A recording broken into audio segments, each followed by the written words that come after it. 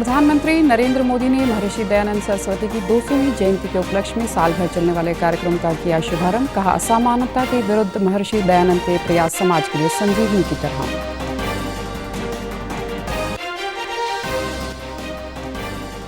खेलो India youth games के चौथे संस्करण का मध्य प्रदेश में समापन। 41 स्वर्ण सहित 128 पदकों के साथ दूसरे स्थान पर रहा हरियाणा। मुख्यमंत्री मनोहर लाल ने ट्वीट कर दी बधाई। और सिंगापुर में 6 से 10 फरवरी तक प्रशिक्षण लेकर पंजाब लौटे 36 प्रिंसिपल्स के पहले बैच का मुख्यमंत्री भगवंत मान ने किया स्वागत। बोले, विद्यार्थियों को मानक शिक्षा देने के लिए प्रेरक के तौर पर काम करेंगे प्रिंसिपल्स। नमस्कार, चंडीगढ़ से आपका स्वागत है। मैं हूं आरजू। अब समाचार विस्तार से। प्रधानमंत्री नरेंद्र मोदी ने नई दिल्ली के इंदिरा गांधी इंदौर स्टेडियम में महर्षि दयानंद सरस्वती की 200वीं जयंती के उपलक्ष्य में साल भर चलने वाले समारोह का उद्घाटन किया। इस दौरान प्रधानमंत्री ने कहा कि अमृतकाल में भी देश की प्राथमिकताएं वही हैं जो महर्षि दयानंद की थी। महर्षि ने हमेशा महिलाओं के सम्मान और उत्थान की बात कही है और उनकी बातों को आज पूरा किया जा रहा है। पीएम ने कहा कि आज देश की बेटियां भी राफेल लड़ाकू विमान उड़ा रही हैं। महर्षि दयानंद की 200वीं जयंती इस अमृतकाल में हम सब के लिए प्रेरणा का स्रोत है। मोदी ने कहा कि असमानता के विरुद्ध महर्षि दयानंद के प्रयास समाज के लिए संजीवनी की तरह हैं। उन्होंने कहा कि गरीबों और वंचितों का उत्थान उनकी सरकार की प्राथमिकता है। ऊंच नीच, छुआछूत ऐसी समाज में घर कर गई।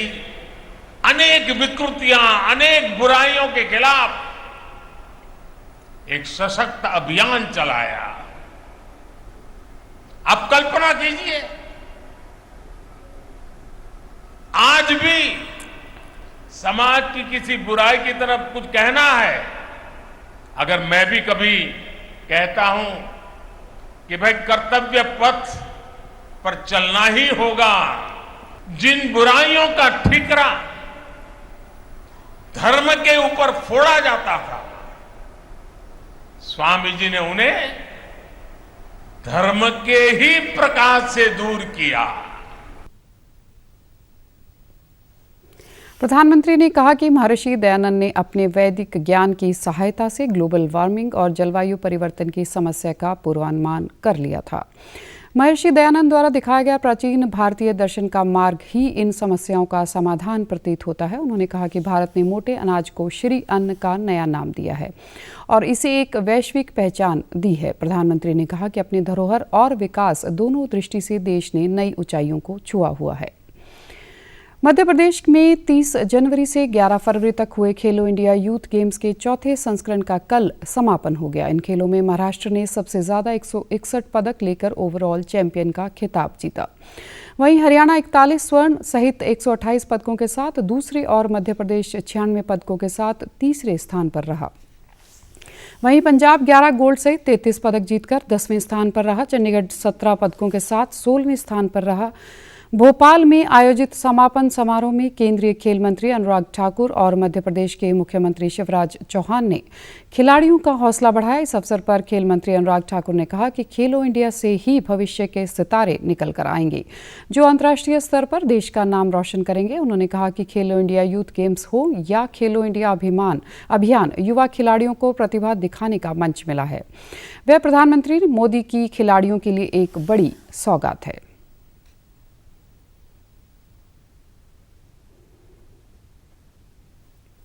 जो प्रधानमंत्री नरेंद्र मोदी जी की एक बहुत बड़ी सौगात भारत के खिलाड़ियों के लिए है, तो मैं चाहता हूं एक बार जोरदार तालियां प्रधानमंत्री नरेंद्र मोदी जी के लिए, क्योंकि इसी प्लेटफॉर्म पर एक ईंट मजदूर की 18 वर्ष की बेटी सोनम ने लड़कियों के 2000 मीटर की ट्रिपल चेस इस इवेंट में नेशनल जूनियर रिकॉर्ड बनाया है। मैं इसलिए उनको बहुत बहुत बधाई देना चाहता हूं। खेलो इंडिया यूथ गेम्स में हरियाणा के दूसरे स्थान पर रहने पर मुख्यमंत्री मनोहर लाल ने ट्वीट कर बधाई देते हुए कहा कि हरियाणा के बच्चों को मैं ढेर सारी बधाई देता हूं। इन खेलों में उम्दा प्रदर्शन करने वाले सभी युवाओं को भविष्य के लिए मेरी शुभकामनाएं। प्रधानमंत्री नरेंद्र मोदी ने दिल्ली मुंबई एक्सप्रेसवे के पहले फेज में दिल्ली दौसा लालसोट खंड को राष्ट्र को समर्पित किया। इस खंड के संचालित होने से दिल्ली से जयपुर तक का यात्रा का समय 5 घंटे से घटकर करीब 3.5 घंटे रह जाएगा। यह 246 किलोमीटर लंबा खंड 12,150 करोड़ रुपए से अधिक की लागत से विकसित किया गया है। इस कार्यक्रम में प्रधानमंत्री मोदी ने 247 किलोमीटर की राष्ट्रीय राजमार्ग परियोजनाओं की आधारशिला भी रखी। इनकी लागत 5,940 करोड़ रुपए से अधिक रहेगी। इससे पहले केंद्रीय मंत्री नितिन गडकरी, गजेंद्र सिंह शेखावत व केंद्रीय राज्य मंत्री जनरल वीके सिंह और राव इंद्रजीत सिंह ने हरियाणा के मुख्यमंत्री मनोहर लाल, उप मुख्यमंत्री दुष्यंत चौटाला के साथ गुरुग्राम में बने दिल्ली मुंबई एक्सप्रेसवे के कंट्रोल सेंटर का निरीक्षण किया। हरियाणा के सीएम नू में उद्घाटन समारोह में वर्चुअल रूप से शामिल होंगे। यह एक्सप्रेसवे दिल्ली, हरियाणा समेत 6 राज्यों से गुजरेगा। हरियाणा के मुख्यमंत्री मनोहर लाल ने कल ऑडियो कॉन्फ्रेंस के माध्यम से सूक्ष्म, लघु एवं मध्यम उद्यमियों से सीधा संवाद किया। उद्यमियों ने उद्योगों से बढ़ावा देने के लिए राज्य सरकार द्वारा चलाई जा रही योजनाओं के लिए मुख्यमंत्री का आभार जताया। इस दौरान मुख्यमंत्री ने कहा कि भारत सरकार के महत्वाकांक्षी MSME क्लस्टर विकास कार्यक्रम की तर्ज पर प्रदेश सरकार ने राज्य मिनी क्लस्टर विकास कार्यक्रम तैयार किया है। इसके तहत सामान्य सुविधा केंद्र की स्थापना के लिए 90% अनुदान सहायता प्रदान की जाती है। इस समय प्रदेश में 25 मिनी क्लस्टर शुरू हो चुके हैं। इस योजना की भारत सरकार ने भी सराहना की है। मुख्यमंत्री ने कहा कि छोटे उद्योग देश की अर्थव्यवस्था को मजबूत करने का आधार बनते हैं और आज के समय में MSME आत्मनिर्भर भारत में अहम भूमिका निभा रहे हैं। उन्होंने कहा कि राज्य सरकार बड़े उद्योगों के साथ साथ सूक्ष्म, लघु व मध्यम उद्योगों को महत्व दे रही है। इनमें कम पूंजी की जरूरत पड़ती है और अधिक लोगों को रोजगार मिलता है। मुख्यमंत्री ने कहा कि आज देश के कुल GST संग्रह में हरियाणा का हिस्सा 6% है और यह उपलब्धि MSME के सहयोग से प्राप्त हुई है।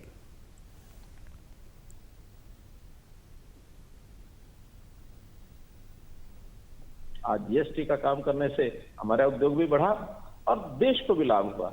देश की जो टैक्स प्रक्रिया है उसमें GST एक ऐसा विषय है जिससे हम जो सेवा के कार्य हैं, जो विकास के कार्य हैं देश में, वो सब कर सकते हैं।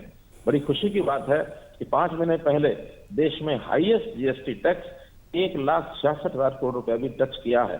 अभी भी लगभग ऑन एवरेज 1.5 लाख करोड़ रुपया GST हर महीने इकट्ठा होता है। उसमें आधा पैसा प्रदेशों को काम आता है, आधा पैसा केंद्र को काम आता है। तो एक प्रकार से प्रदेश के विकास में हम छोटे उद्योगपति भी पूरा अपना योगदान करते हैं। संवाद कार्यक्रम के दौरान सीएम ने पंचायती राज संस्थाओं के छोटे कॉन्ट्रैक्टरों से भी बातचीत की। सिंगापुर में 6 से 10 फरवरी तक प्रशिक्षण लेने के बाद 36 प्रिंसिपल्स के पहले बैच का वापस लौटने पर पंजाब के मुख्यमंत्री भगवंत मान और दिल्ली के मुख्यमंत्री अरविंद केजरीवाल ने स्वागत किया। इस दौरान उन्होंने कहा कि बेहतरीन वैश्विक शिक्षा तकनीकों से लैस करने के लिए किए गए इस बेमिसाल बदलाव से राज्य में शिक्षा क्रांति के नए युग की शुरुआत हुई है।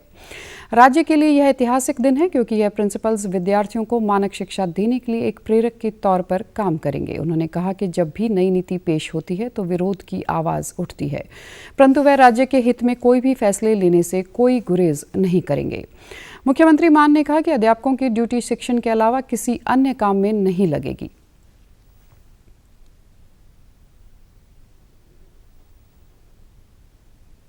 आपने तो कर दिया ये काम कि टीचर जो है दिल्ली का, वो टीचिंग के सिवा और कोई काम नहीं करेगा। हमारे यहाँ उल्टा है, टीचिंग के सिवा बाकी सारी काम टीचरों से लेते हैं सर। मतगणना करवानी है, वोट डलवाने हैं। अभी तो कोरोना के समय उनको मतलब बॉर्डर पे भी ड्यूटी लगा दी थी हरियाणा वाले पे कि आपने चेक करना है कौन कोरोना वाला आ रहा है। मतलब हर बात पे टीचर, हम भी यही करने वाले हैं अभी पंजाब में कि टीचर जो है पंजाब के, वो टीचिंग के अलावा और कोई काम नहीं करेंगे, सिर्फ टीचिंग। इस दौरान अरविंद केजरीवाल ने कहा कि इन प्रिंसिपल्स के तजुर्बों से विद्यार्थियों को उनकी रुचियों के मुताबिक भविष्य के लिए तैयार करने में मदद मिलेगी।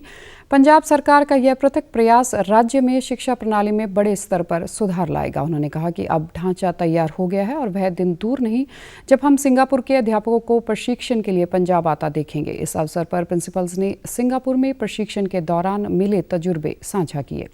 उन्होंने अपने कौशल में निखार के लिए राज्य सरकार द्वारा इस ऐतिहासिक पहल की सराहना की।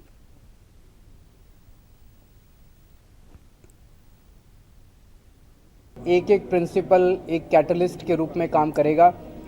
और जैसे दिल्ली के अंदर एक शिक्षा के क्षेत्र में क्रांति आई, उसी तरह से पंजाब के अंदर शिक्षा में क्रांति आने का सिलसिला चालू हो गया है।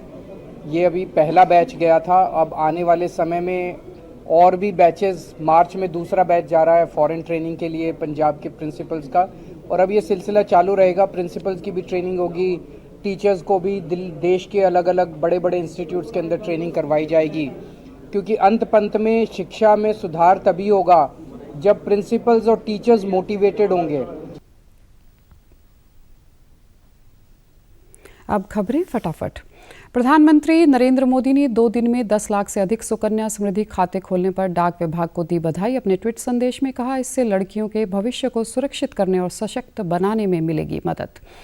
महिला T20 विश्व कप क्रिकेट में आज शाम भारत का मुकाबला पाकिस्तान से शाम 6:30 से केप टाउन में खेला जाएगा मैच। और आप हमारे समाचार YouTube channel DD news Chandigarh, Facebook DD news Chandigarh और Twitter handle DD news CHD पर भी देख सकते हैं। इसी के साथ चंडीगढ़ से समाचारों का सिलसिला समाप्त होता है। नमस्कार।